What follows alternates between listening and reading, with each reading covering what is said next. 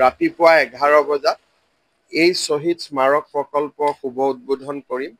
আজি বিয়লি 4 বজাত আমি শ্বহীদ স্মাৰক জ্যোতিত আমি অগ্নি সংযোগ কৰিম, যাতে এই অনলডাল সদায় জীৱন্ত প্ৰাণৱন্ত হৈ জ্বলি থাকিব পাৰে, প্ৰজ্বলিত হৈ থাকিব পাৰে।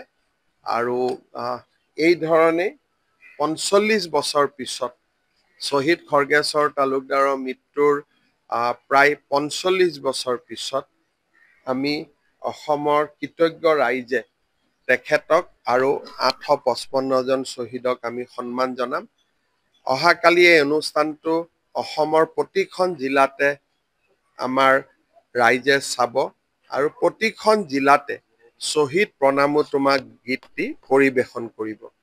গুৱাহাটীতো এই গীতটি পৰিৱেশন হ'ব আৰু অসমৰ বিভিন্ন জিলা সদৰত হাজাৰ হাজাৰ যুৱক যুৱতী অহাকালি শ্বহীদ প্ৰণামো তোমাক গীতটো পৰিৱেশন কৰিব আৰু উদ্বোধনী অনুষ্ঠানটো তেখেতসকলে চাব।